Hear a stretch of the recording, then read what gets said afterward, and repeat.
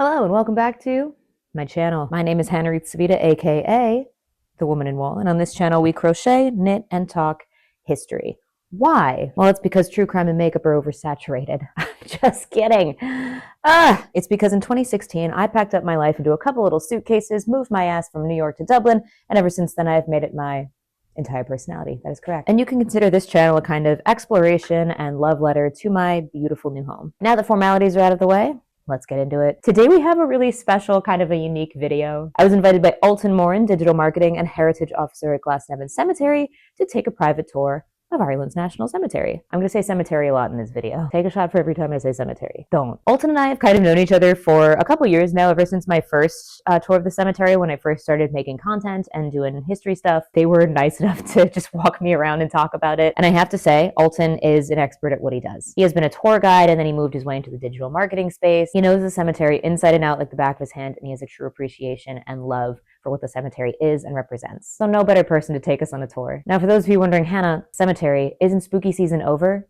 No. If we keep spooky season in our hearts, it can be Halloween all year round. Also, in between the seasons of like Halloween and Christmas, I like to cling on to autumn and fall as much as possible. And also, it took me a long time to edit, so I'm very sorry about that. A little bit of a history of the cemetery and why it's even important in the first place. The Glasnevin Cemetery is the National Cemetery of Ireland, and that's for a few reasons. It was built in 1832 and was the first ever non-denominational cemetery in Ireland. What does that mean? Well, before the Glasnevin Cemetery was built, there was only Protestant cemeteries, and Catholics were forced to use things like church graveyards or private property. This was due to something called the penal laws, which Ireland was governed under at the time. Since Ireland was governed by Great Britain, and Great Britain had a vested interest in changing the population's national religion from Catholic into Protestant, that of the monarch, a lot of laws worked against Catholics intentionally. And these laws were called the penal laws, which stopped Catholics from acquiring wealth, building land, owning property, that kind of thing. Some of them were worse than others, and a lot of them were renounced or taken away as the years went on. But in the 1830s, penal laws were still in effect, and a lot of them were still working actively against Catholics,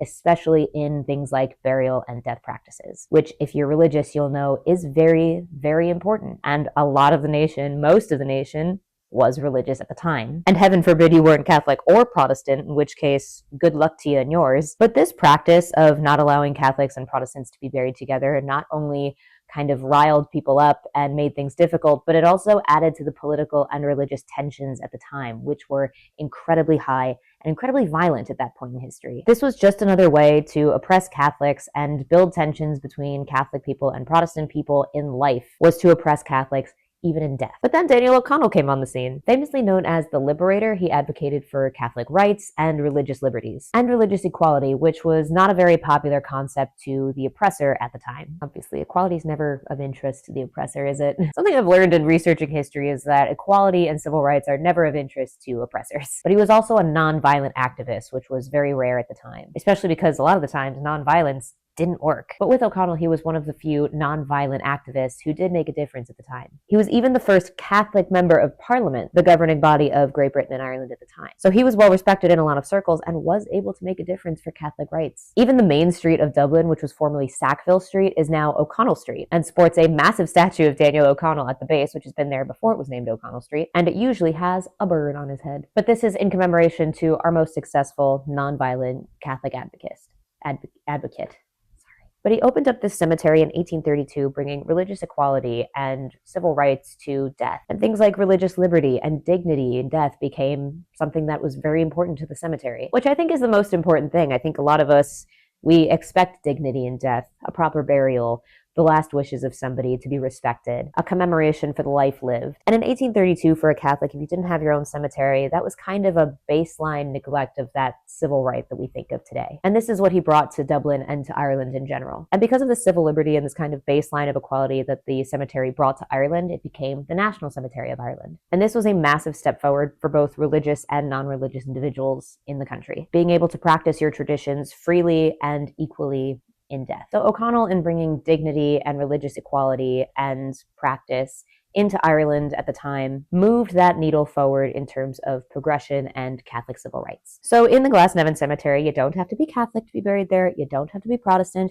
You don't even have to be religious. All you have to be is dead. And he was buried in the cemetery himself, obviously, but you'll get a bit more of that history from Ultan himself in the cemetery. And this video is going to be a lot less of like me sitting and knitting in the chair. I'll pop in periodically, but most of this video is going to be a private tour of the Glasnevin Cemetery. And we're even going to visit Daniel O'Connell's grave. And where he lies is in the massive round tower that gives the cemetery its signature skyline, if you will. It is a huge commemoration to Daniel O'Connell and his work for Ireland. So enjoy the spooky and the quirky and the sad stories that Ultan is going to regale us with. Get cozy, get warm, get your knitting, get your tea, because heaven knows Ultan and I were freezing walking around the cemetery. And enjoy this custom, private, lovely little tour of the National Cemetery of Ireland, Glasnevin Cemetery. First things first, we get the tech on Ultan.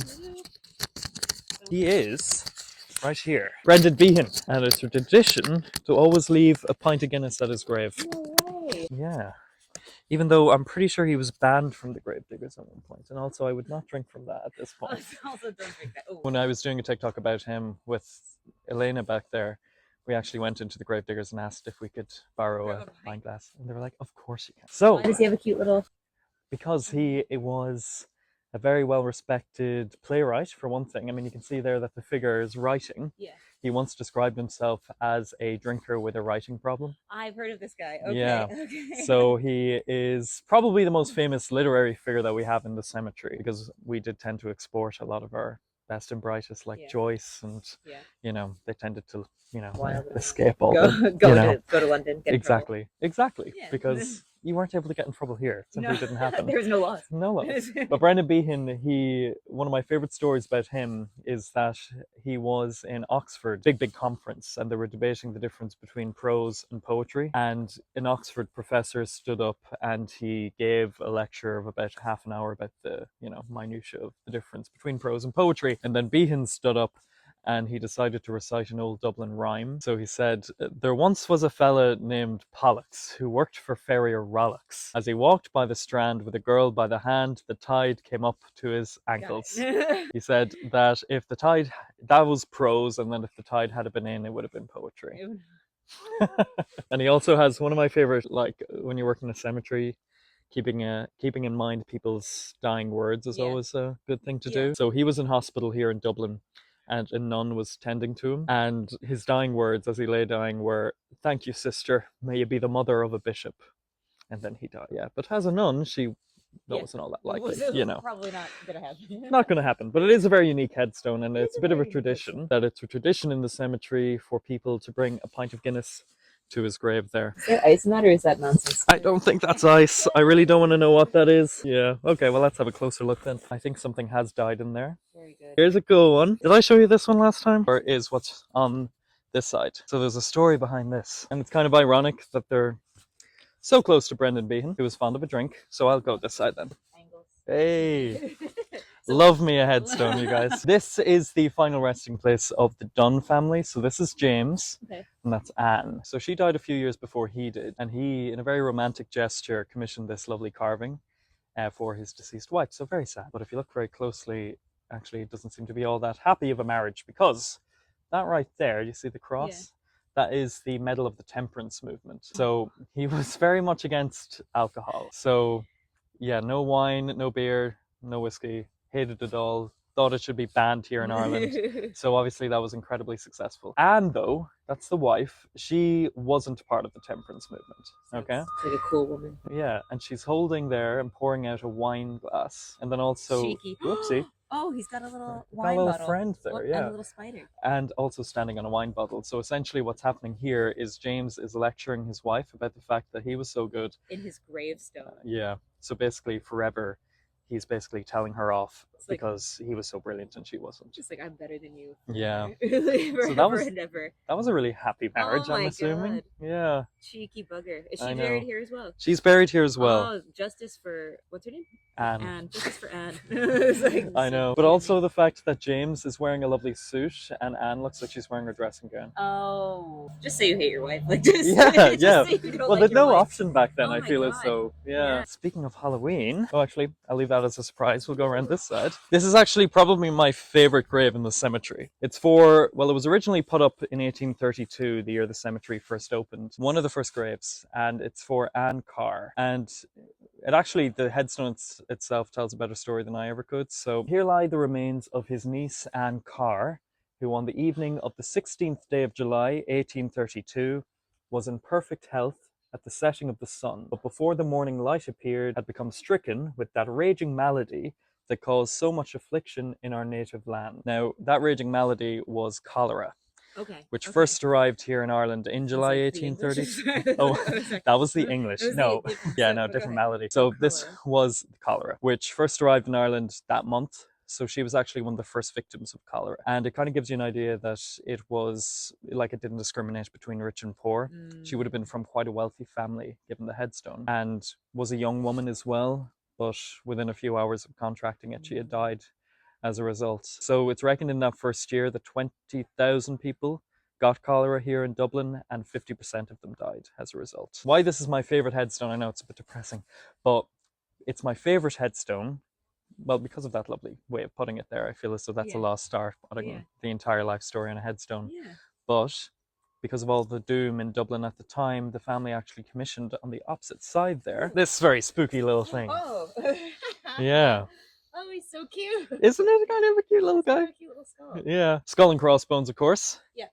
Gives you an idea as to how terrified people were of this entirely unknown disease. And as well as the skull and crossbones, they also commissioned this incredibly cheerful little poem. So, in all your mirth, remember death. 'Tis certain all must die. Here Anne doth be dissolved to dust, and so must you and I.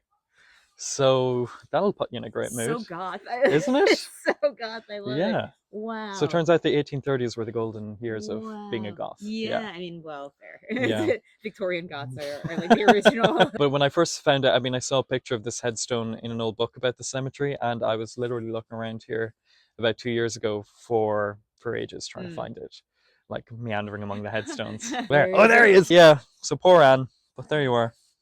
This is so, wow. Is right here. If you think that's a cute skull and crossbones, Oh, just wait until you see this little guy. There he is! I was doing a little tour down he's here. Cute. Yeah. He's really little. He's like a little mini guy.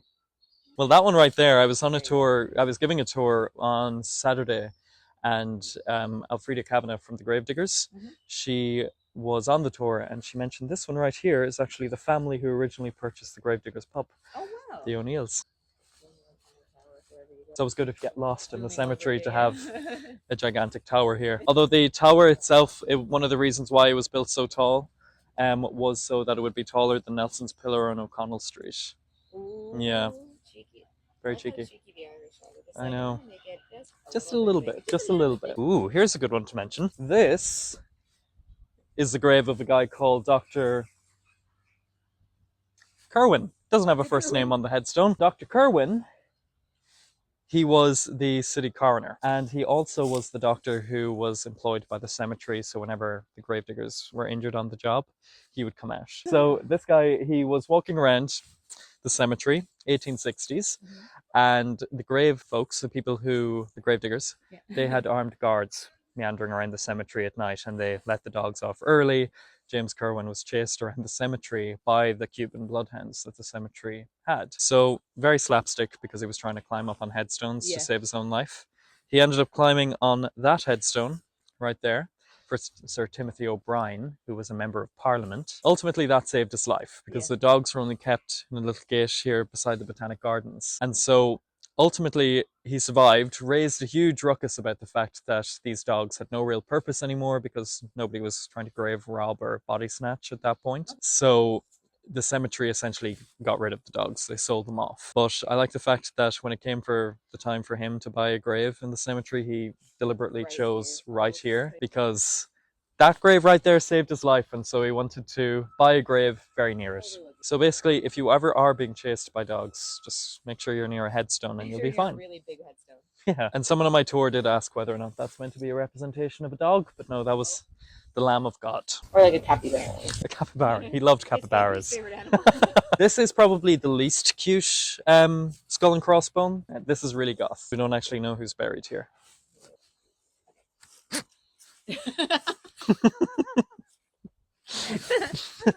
So this one right here, which is the spookiest grave, if you ask me, in the cemetery. We don't actually know who's buried here, Are which they is in there or are they under the ground? well, we reckon this is actually a separate plot from that. Oh. Because we know that that family is from Drogheda. Okay. But this one, I looked into the burial records as to who was meant to be buried in this exact spot, and apparently no one. But if it was no one, why would you put a marker there? Yeah. Exactly. And it is scary. We reckon it's like, memento mori, remember death. Yeah. So if you spot something like that, you'd be reminded you have to live a good life because you might be a skull and crossbones in a cemetery. A kid, though, on a tour thought it was like grave of a pirate, which is also a possibility. Also, I also learned, I just realized, I learned that the crossbones in the skull were meant to be like when you're dead and your skull and your arms are crossed over your arm. I learned that very recently, or that's bullshit, and somebody made that up. But it makes a lot of sense. It does. Wait, like that? Or like that, or like this, or like if they're under it, it's okay. I don't know. Okay, like no, that makes sense. That could be not real. Well, if you say it with enough confidence, I feel as though it is real. So that is the bike that O'Connell probably didn't use. So that's right in the middle. That is where Daniel O'Connell was buried originally, in a vault, but that was always intended to be temporary because they wanted a great monument to be built for him. So he was buried right in the center. Do you see where those stairs are? Yeah. So there was a vault there originally. Yeah. And then in 1855, the tower was finished. Mm-hmm. And then in 1869, he was given a second funeral, brought down, a little cortege was held for him. A little procession. Exactly. And he was buried beneath the tower in a crypt. Oh. But I like the fact that the families who wanted to be buried next to him originally, they weren't exactly told that he would always just be here temporarily. And so it did give rise, exactly, and very big money. Yeah. It gave rise to a joke among people in the area that whenever we ran out of money, just move Daniel O'Connell and all of a sudden new graves would become available right next to him. Yeah, because these were the very, very wealthy families. Yeah, that makes sense. You can see around here all the black doors. So they're all vaults. Yeah. And I have been in one of them. Have you been in? Are they? Not, yeah. Okay, I was like, are they nice? No. No, they're for dead people. They're for dead people. Like I had a lady, she was visiting from England. She was in her late 90s and her father's placed in one of them. So she wanted to see his final resting place before she died. So we had to make sure everything was all right and safe for her to visit. Yeah. And to be fair, so you just open the door and then there's kind of a metal bars that you also have to push over. And all the coffins kind of stacked one atop the other. So slightly spooky. Yeah. But also they're not really meant to be visited, if you know what I mean. It's not for aesthetic purposes, is it? No. O'Connell's is, but sure, we'll have a little look around. So each one of these could fit around 12 coffins in each one.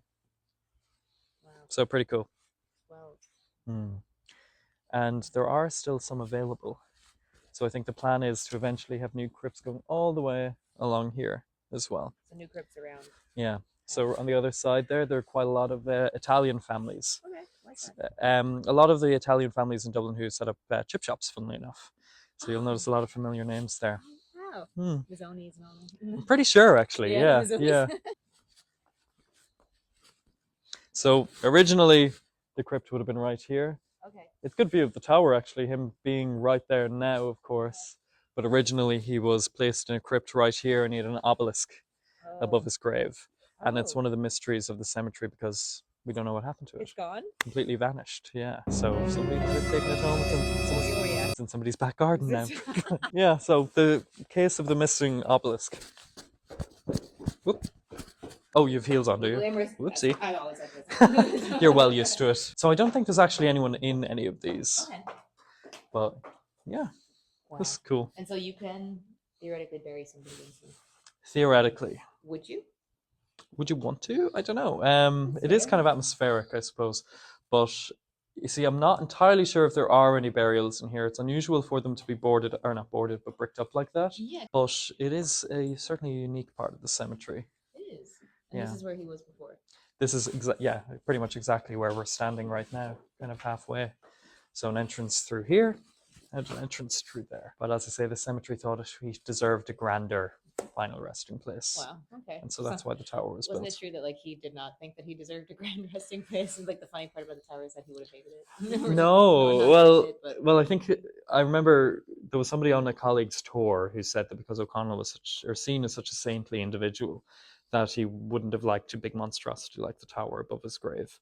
But O'Connell was known actually for having a great sense of his own importance in Irish history. Fair enough. Like, enough. he was asked once who he thought the greatest Irish man who ever lived was, and without any hesitation, he said, "Oh, myself, of course."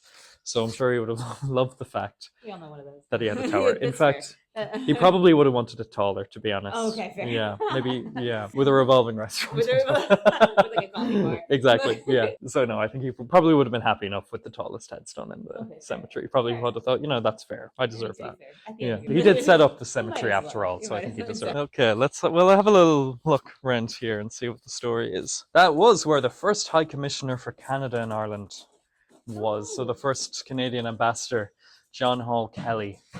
But they actually moved him back to Canada, so there's nobody in there at the moment. Yeah. Nobody's home. These are all the Italian families I mentioned. Wow. Well, some of them anyway. That's not very Italian. Oh, maybe so, actually. Rabite. I mean, some of them are quite new looking with the padlocks on them. That was not here last weekend. This is the haunted pull-up chair. This is where we sit. How are you? Have a look in. Oh, wow. Surprised there's nobody in there. I was there. I know, but in terms... Surprised there's no dead people in there. Ah, thanks, folks. That is much nicer than the one I was in. But you can kind of tell as well. I imagine the plan is to continue expanding these all the way along. But I reckon in today's money, I think one was sold a few years back for €80,000, one of the vaults. So you can get a house, yeah. So it's a good investment, I suppose. That's 100 years. How many more spaces are left in the cemetery to be buried? Well, we reckon that there's another 50 years or so, at which point the cemetery will probably be full when it comes to traditional burial. Yeah. But because so many people are being cremated these days, the cemetery will probably be operating indefinitely. So job security, hey! So that is the one I was in. So a lot of cobwebs. A lot of cobwebs. We saw a very large spider in there. Did you? But this one is an interesting one. This is the Hodgkins family vault, because during the War of Independence, the IRA actually used this vault as an arms dump. So they would come into the cemetery in the middle of the night. They actually removed the skeleton of a woman who was placed in one of the coffins. Removed it. We don't know what happened to her. But in her place, they put guns, ammunition. So they replaced her with... Yeah. In one of these coffins in this exact vault right here. And of course, the British never found out about it. But then, of course, what followed the War of Independence, the Civil War, both sides knew about it. But the pro-treaty side were slow to act. Okay. So they came out to the cemetery during the Civil War, went to this vault, no sign of any of the weapons. It was a few bullets on the ground in the crypt. And kind so, we reckon that the anti-treaty side got there first and removed all of the bullets. But we still don't know what happened to the lady. I forget her name, but she was a member of the Hodgkins family. Yeah, so possible that she was put into a coffin with the relatives, but she'd already been gone by about 50 years at that point. So, alrighty. Back at the tower. Back at the tower, my favorite. Oh, and you're outside. Oh, yes. And there you are. I confer to you the key of the crypt. It's such an honor, This is the greatest. This is exactly what I thought the key would look like. This is perfect in every way. I could lie to you and say that that's 1832, but we actually got that made last year because we lose them quite a lot. Because it's cool, and we still like the way the key looks. Yeah. It is a cool looking key. It is a very cool big looking old key. skeleton key. Holy Exactly. cow. Let's go. It's like the key to the city of Dublin. Well, before we head down and we get out of breath, of course, from the US, here is a good and fun connection. When I was in college, so I didn't actually study Irish history, so I'm probably working in the wrong place. I studied American history. Oh, weird. Focusing on the Roosevelts. You and I are yeah, the same plot. Exactly. We should swap lives or something. Maybe. I'll just go back to the US. Go to my house? This is the grave of a guy called Thomas Addis Emmet, who was a medical doctor based in New York, born in Virginia in 1826.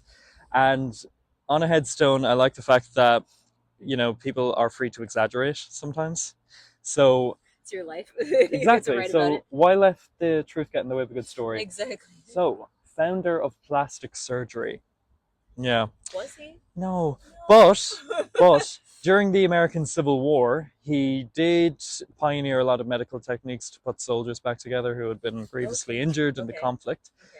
Okay. Not so much when it comes to Botox or anything like that. So the Kardashians don't really have much to be thankful for Thank you to here. Doc. So his connection to Ireland, because he, was American. He didn't live here, but he lived his life in New York.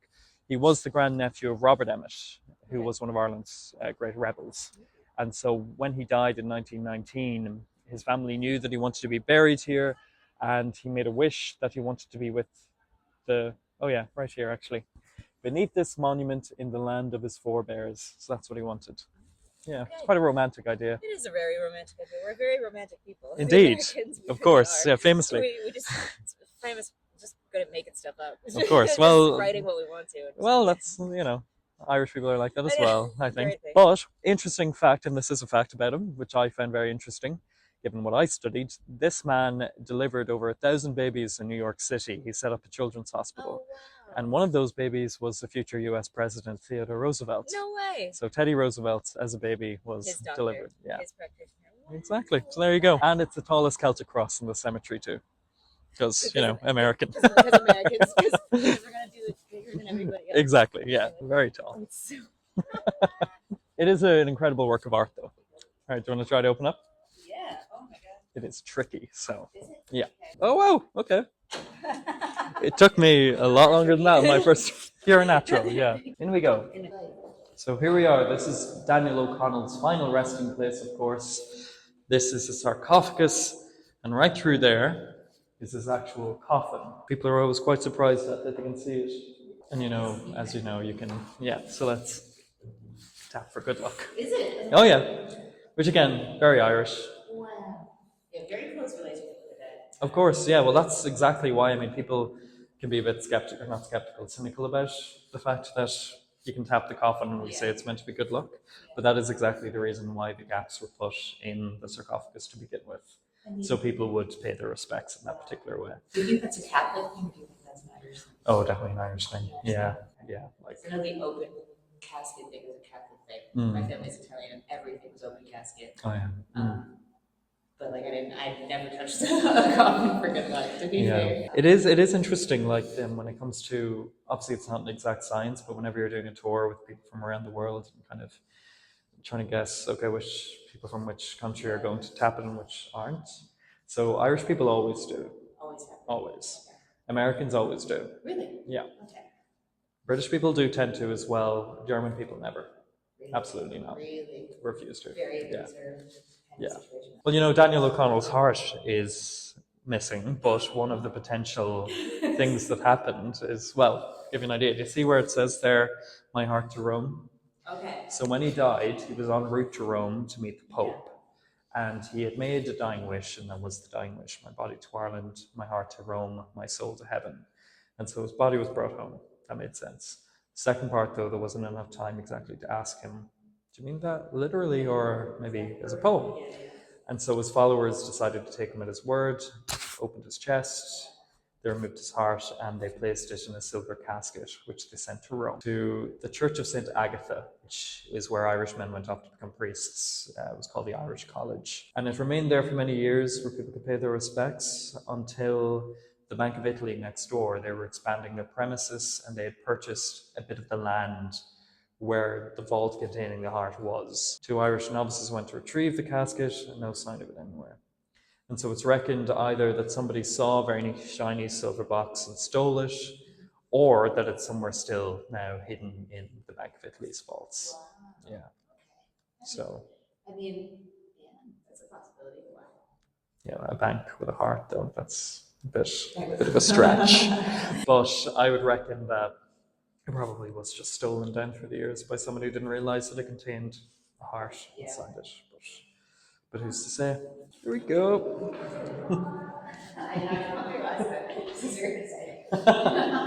So on the way up of O'Connell's Tower, we're going to talk about some of the things that we see in the tower. But also there's all these little signs and histories of Daniel O'Connell, the people he knew, the people he influenced, and his work throughout the years. So even going up the tower, it's a bit of a historical walk. I found that with structures in Ireland, there's a lot of this. Things like Blarney Castle, or anywhere else you go, if there's a huge structure like a castle or a ruin, they will have plaques and signs explaining it. So this way the walkthrough is not just pretty, but also part of the historic journey that you're taking. Enjoy me and Ultan getting out of breath, scaling this very, very tall tower. Something about stairs, man. I don't know. Anyway, enjoy, sorry. So, 198 steps. 198 steps. Yes. Wonder why they didn't just add 2 to get to 200, but who knows? Yeah, these are There's a new. little history that's around. That is the only photograph of O'Connell. This one? Wow. There he is. Yeah. There's lots of paintings of him. Yeah. And it is reckoned that he wore a wig. Actually, now that you say it. He's serving liberators. I will be very out of breath by the time this is finished, but oh well. Oh yeah, we will start noticing, I should have mentioned this to you, but in 1971, a group of visitors came to the crypt and they planted a bomb at the base of the tower. And it went off, completely destroyed the original staircase. Oh, so that's why that's... Yeah, it's kind of new. So we don't know exactly who did it, but we reckon it was probably the Ulster Volunteer Force, so Ulster Loyalists, and we reckon that it was in retaliation for the bombing of Nelson's Pillar on O'Connell Street, where the spire now is. Yeah, so if the UVF were going to destroy a symbol of Irish nationalism, it'd be in revenge for the destruction of a symbol of British unionism. So, yeah, even though O'Connell was a man of non-violence, so a strange target to pick. Maybe on purpose, to be fair. Yeah, built in 1855 by Patrick Mars. And Patrick Mars' name is spelled wrong. Oh no! Yeah, Why? Mars, so I think that's Maher. Love things like that though. Bit of history. Yeah. Adds a human touch that people make mistakes. There's Frederick Douglass, of course. And Douglass said his voice was enough to calm even the most violent passion, even though it were already manifesting itself in a mob. His power over an audience is perfect. This is the one reminder that we have of that bomb. The crack. Crap. Okay. So this is what... Yeah. So as long as it isn't wider on the way back down, we'll be fine. Great view of the car park. Oh yes, former US President John Quincy Adams defended an assassination plot against O'Connell because O'Connell called the American ambassador to the UK a slave breeder, and so he wanted to threaten him to a duel. Yeah, because he was not a nice guy. So when we got to the top of the tower, it is absolutely gorgeous. It's a 360 view of the cemetery, and it takes a look kind of out in all directions from this part of Dublin. You can see the city centre, and we're going to talk about that and some of the views there. You can see the rest of the cemetery. You can see things like Finglas and looking out towards IKEA. It's a really gorgeous view, and they have these pictures of Dublin as it was, and then the view of the window as it is now. So you can kind of compare and see just how much Dublin has grown over the last few years. Do you think? Or the cemetery. Oh yeah, the cemetery. Yeah. Plus, you can even see IKEA from this window. Yeah. You can see my house from here. Exactly. So I like the fact that this is from 1900, of course, looking at from the same window.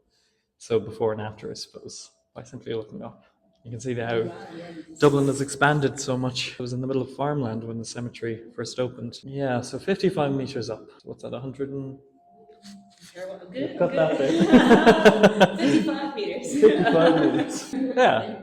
Here we are, 3 football fields up. Air traffic control tower. Oh, wow, look at that, you can. I also have very bad eyesight right now when it comes to distance. Okay, yeah. So, the blue building over there, that's IKEA.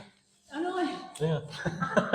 This window then, you can see the other part of the cemetery from this window, which is St. Paul's section across the road, which is where Luke Kelly is buried. Oh, yeah. Liam Whelan, Christy Brown. So people call that the new section of the cemetery, although it opened in 1908. So at this point, Not quite new. not quite new. The newer. The newer section. You can see the Phoenix Park. Oh, no way. And I think this one is probably my favorite because this one overlooks, if you kind of look over in that direction, the city centre. Phibsborough down there, you can see the spire. You can see the amazing Phibsborough shopping centre. Oh yeah, there's the Wellington Monument. Oh, yes, it is. And on a clear day, you can see the Wicklow Mountains, which are also, trust me, they're there. It'll be there. Actually, I think this is my favorite window because this overlooks the port. You can see ships coming in. You can see a ferry coming in there. Oh, wow. and Hove Head, as well as Poolbeg stacks. Oh yeah, and that's where the Gravediggers pub is, right down there.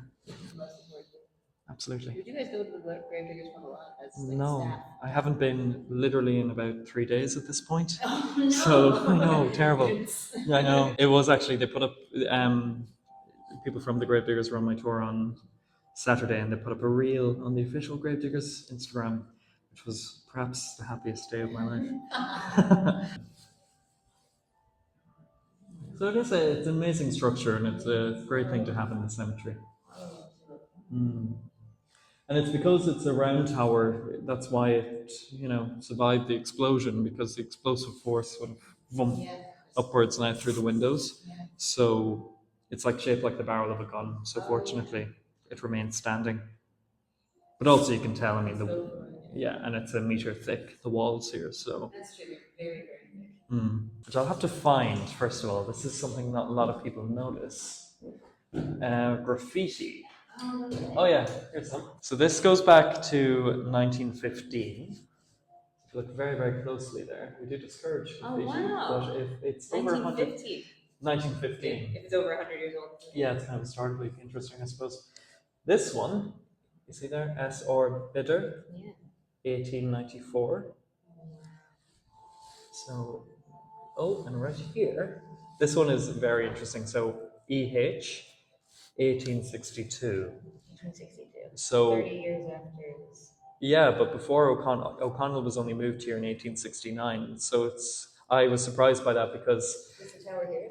Yeah, so the tower was finished in 1855, so people could climb it. I mean, people often ask, what function did it have? Okay. It was always meant to be a tourist attraction. Oh, so not only a headstone for O'Connell, but the cemetery wanted people to come out to climb it. And so even before O'Connell was moved here, people were climbing it and etching their names into the wall here. I like that. Yeah. That's cool. If you ever see a painting of O'Connell, you'll notice that he always has an Irish wolfhound beside him because he loved them so much. So the cemetery had the nice idea that when they were building the crypt, we would have these little kennels and that the cemetery would take care of an Irish wolfhound. That's fair. Yeah, but then the cemetery realized that they would have to take care of an Irish wolfhound, so they decided not to. Yeah, well. But still, it's a nice little idea, isn't it? It's a room, I suppose. You've seen a room before. So, Vault 40.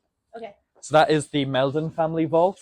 So a guy buried there by the name of Dr. Austin Meldon, who was with the Royal College of Surgeons here in Dublin. Oh. But the interesting fact I like about him is that he was reputedly the first person in Ireland to own a bike. Oh. So he began cycling in Paris in the 1860s and enjoyed it so much that he bought a bike, brought it on the ship to Dublin, and immediately established the country's first cycling club, even though he was the only person in the country with a bike.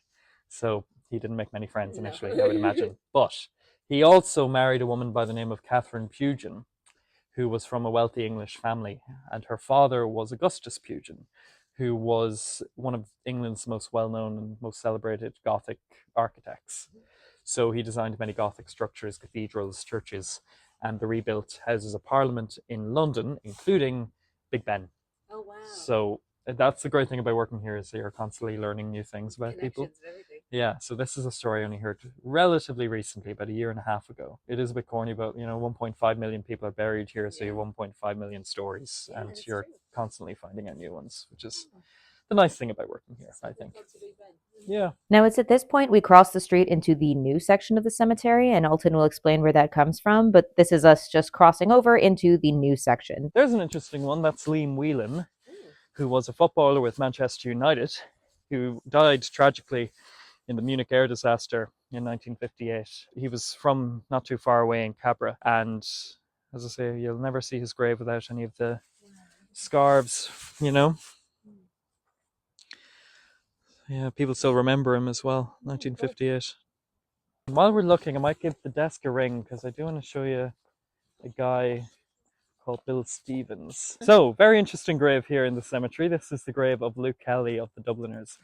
And without any parallel, I'd say he is the most asked about person in the cemetery. That makes sense. Yeah, because people know where Michael Collins is, they know where all the big rebel figures in Glasnevin are. Funny that he's out on this side. Yeah, well, it's a family grave. So the family originally purchased this. And so, yeah, but it is an incredible, you see the stones there, actually. That's a nice feature. So People leave that for a him? mark of respect, yeah. That's nice. Yeah, and Luke Kelly, Dubliner. So a unique headstone too.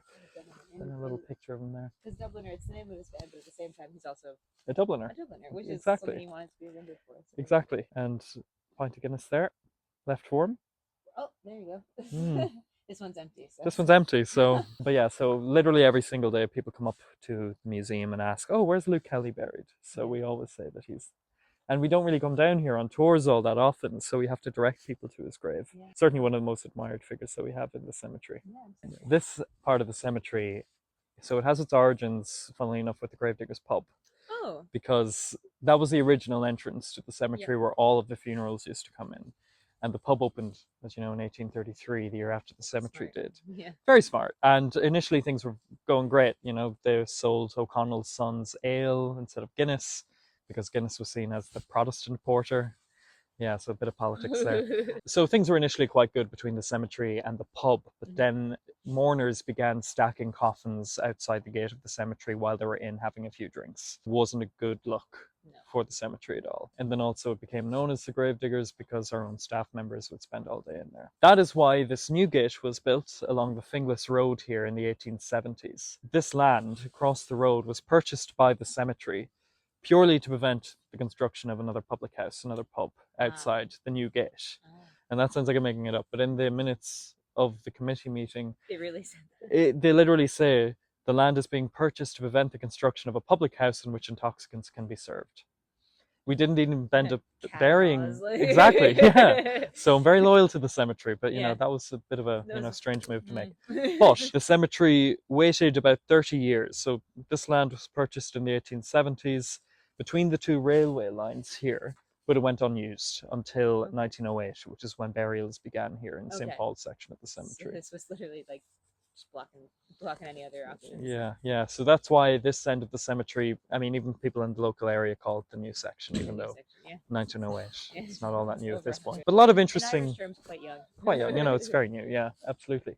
But a lot of very interesting graves and a lot of very interesting families buried in this area of the cemetery too. Where is he? Oh, there he is. Oh, it's gone very faded, but still, here he is. See there? Oh, Bill. This one. Oh, this one. Killed by line. He worked with Fawcett's Circus here in Dublin, and he had a very good relationship with a lioness called Pasha. And Pasha did have a temper. She did escape into Fairview once. Yeah, genuinely. And people would come out of the cinema and they saw a lioness patrolling around the place. And that lion actually attacked a garage attendant, I think, but she ultimately was captured again. And Bill Stevens, as I say, he had a very good relationship with Pasha. But his particular trick in the circus was that Pasha would open her jaws and he, of course, would place his head into her jaws. And that was all going very well. He eventually, though, was being interviewed for an American magazine and purchased a new suit, went out, opened Pasha's cage, and Pasha didn't recognize the scent of the new suit and mauled him to death. And so on his own burial record, he does have probably the most, well, certainly in the top 5 most unusual causes of death in our records. Mauled by lion. Yeah. So we also have a guy by the name of James McNally, whose cause of death was listed as head crushed by elephant. And it's actually quite a tragic story because he, again, very good relationship with an elephant named Sita. And Sita had an injured foot, a torn or something, and he was trying to remove it. And he was applying ointment to Sita's foot and obviously struck off a nerve.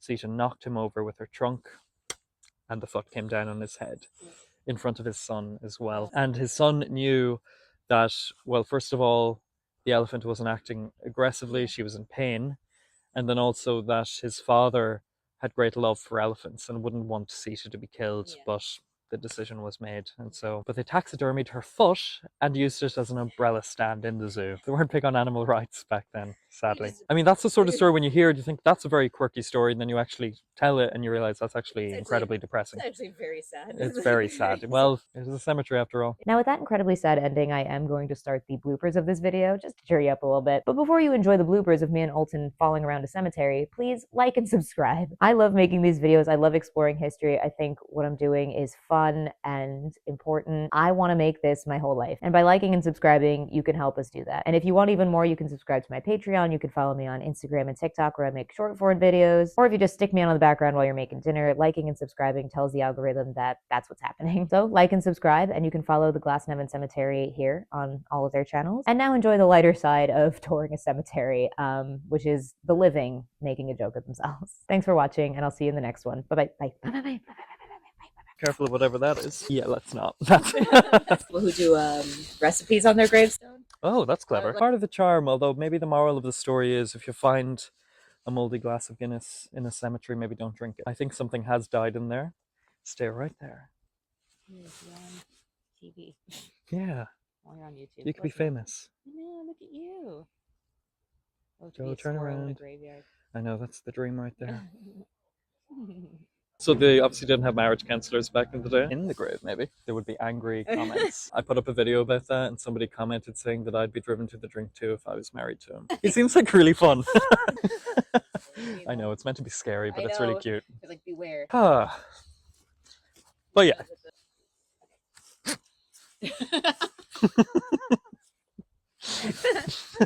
Gotta make sure my hair is curly. It sounds like the president. I love my fellow Americans. I better, just in case people come down, we'll just lock up here. Don't worry, the key works both ways. Whew. Whew. Whew. 130. We're good to go. We made it. We'll just open the window. What's the worst that could happen? You should stand behind me and go like this.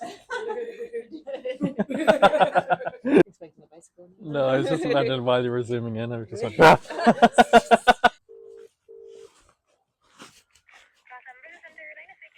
Hello there. I was trying to find a grave. Oh wow, you immediately knew it was me. Okay. No, we've overshot. So that's on video. Whoopsie. Cut that bit. If ever I was to hide something, commandeer a vault. To be fair.